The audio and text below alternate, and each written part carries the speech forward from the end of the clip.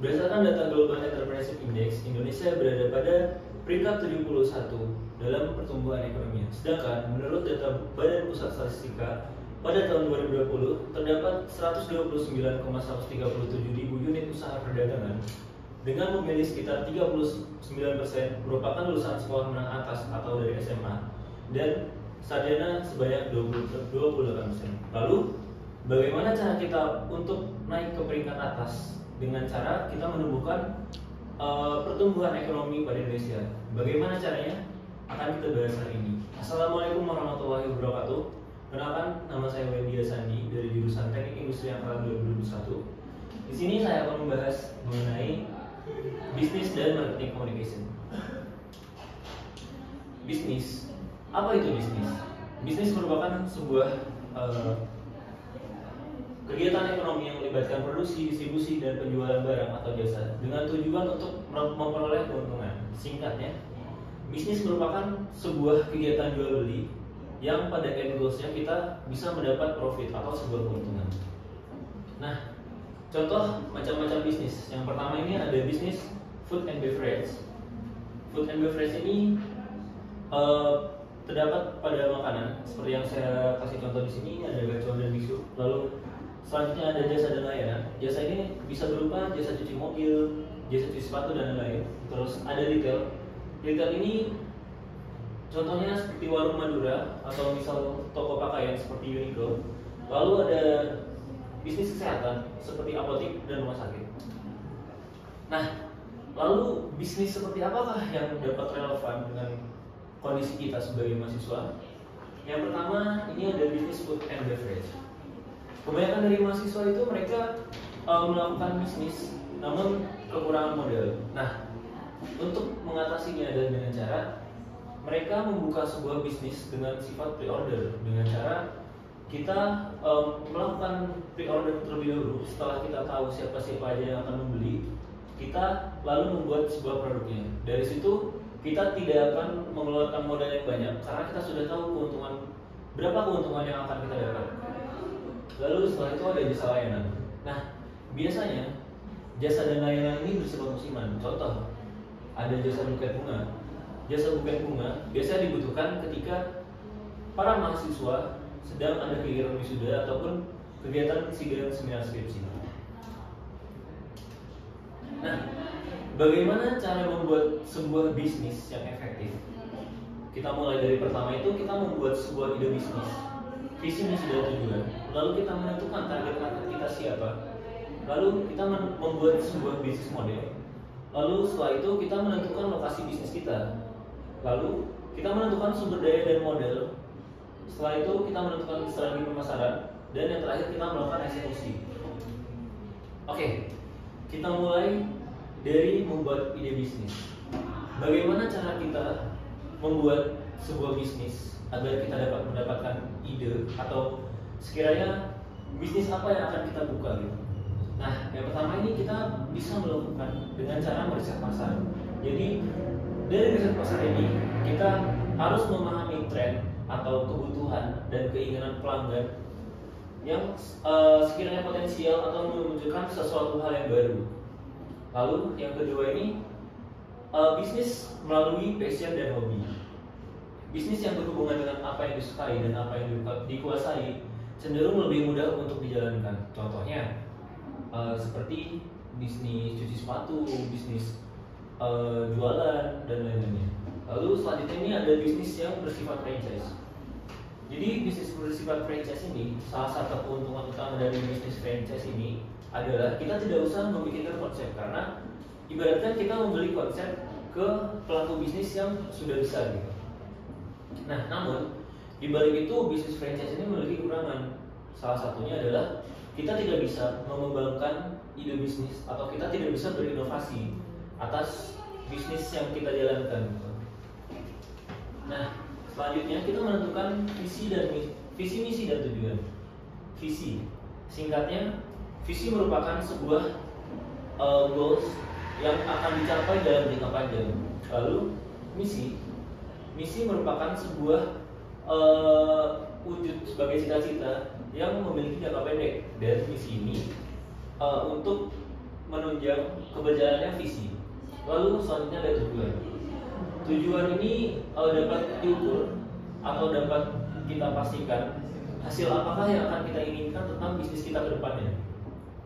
Nah, akan saya berikan contoh dari visi, misi, dan tujuan ini. Contohnya di sini untuk visi, menjadi pionir dalam bidang makanan yang sehat dan berkualitas yang membawa kebahagiaan, kesejahteraan bagi seluruh pelanggan. Nah, untuk misinya di sini, menyediakan makanan sehat dan lezat bagi pelanggan serta berkomitmen untuk menggunakan bahan segar dan berkualitas. Dapat dilihat dari contoh visi dan misi ini, dari misinya sendiri ini lebih menunjang untuk keberjalanan visi di masa yang akan datang. Lalu untuk tujuannya, contohnya meningkatkan omset sebanyak 10% selama 1 tahun ke depan. Ini untuk tujuan jangka pendek. Lalu untuk tujuan jangka panjangnya, meningkatkan omset sebanyak 50% selama 5 tahun ke depan. Selanjutnya, kita akan menentukan target market dari bisnis yang akan kita jalankan. Target market ini bisa kita cari dengan cara menggunakan metode STP atau segmenting, targeting, dan positioning.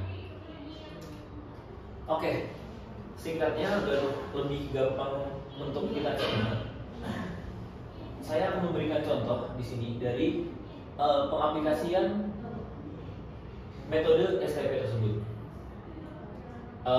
Kita ambil contoh, mungkin di sini saya posisikan sebagai penjual hijab atau penjual kerudung.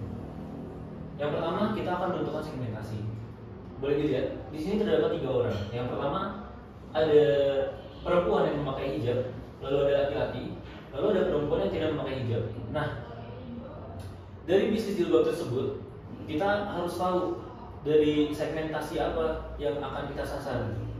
Misalkan kita bisnis kerudung, jadi kita harus tahu segmentasi kita perempuan, memakai hijab, dan muslim. Oke, dari segmentasi ini sudah bisa kita simpulkan bahwa si laki-laki ini tidak masuk ke dalam segmentasi kita.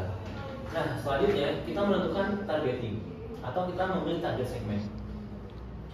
Dari target segmen ini akan kita perkecil lagi tujuannya. Nah, misal di sini tadi yang laki-lakinya sudah kita eliminasi, sisa perempuan memakai hijab dan perempuan tidak memakai hijab. Berarti kalau misal kita bisnis hijab, yang pelanggan yang lebih berpotensi untuk membeli produk kita adalah perempuan yang memakai hijab. Itu untuk secara simpelnya menjelaskan dari targeting. Lalu untuk positioning itu seperti apa? Nah, untuk positioning itu kita memposisikan produk kita sebagai produk yang memiliki keunggulan dari produk lain. Nah, selanjutnya kita menentukan bisnis model. Di sini kita memakai bisnis model kanvas. Kenapa? Karena bisnis model kanvas ini merupakan sebuah kerangka kerja yang digunakan untuk menggambarkan, memvisualisasikan, dan menganalisis elemen kunci dari model bisnis suatu perusahaan. Singkatnya, dari bisnis model kanvas ini akan kita tuangkan ide dari untuk keberjalanan bisnis kita selama ke depan.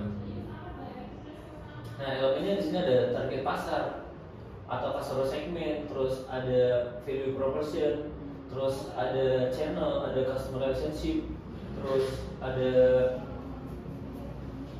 revenue stream, terus ada key activities, terus ada key resource, ada key partnership, terus ada cost structure, dan teman-teman boleh lihat di sini. Ini untuk contohnya. Nah, selanjutnya kita menentukan lokasi bisnis. Apakah bisnis kita ini akan dijual secara online melalui marketplace seperti TikTok Shop, Tokopedia, Shopee, atau Instagram, atau bisnis kita ini akan kita jual atau kita pasarkan secara offline, teman-teman. Nah, dari masing-masing ini kita memiliki kelebihan dan kekurangan gitu.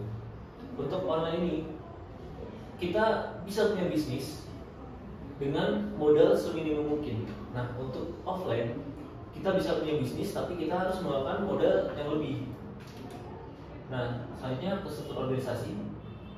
Ini dapat dilihat, simpelnya saya kasih contoh struktur organisasi dari sebuah perusahaan. Di sini ada CEO, CFO, COO, CMO, CPO, dan CTO. Nah, selanjutnya kita masuk ke budgeting. Budgeting ini penting, teman-teman, karena budgeting ini juga akan menentukan keberjalanan bisnis kita ke depannya. Apakah bisnisnya akan sehat atau akan tidak sehat. Nah, yang pertama itu kita harus menentukan master budget. Dari master budget ini terdiri dari keseluruhan aktivitas perusahaan, mulai dari penjualan, operasional, perencanaan, aset hingga sumber daya manusia. Lalu selanjutnya ada operating budget. Operating budget ini atau budget operasi ini terdiri dari antara tenaga kerja langsung, biaya bahan baku, produksi, penjualan, persediaan, program, dan biaya overhead, yakni biaya tidak terduga. Lalu selanjutnya tips menyusun budgeting. Tetapkan goals yang ingin dicapai, lalu perhatikan fixed cost dan variable cost. Sediakan informasi selengkap-lengkapnya terkait anggaran perusahaan. Nah, selanjutnya setelah kita menentukan bisnis kita, lalu bagaimana cara kita mengkomunikasikan atau cara kita memasarkan sebuah bisnis itu? Nah, dengan cara yaitu pertama ada metode marketing mix 4P. Di sini kita bagi menjadi beberapa, dari produk, terus place, promotion, dan price. Nah, ini teman-teman yang harus di-highlight. Kesalahan pertama seorang marketer adalah menganggap semua orang target market kita.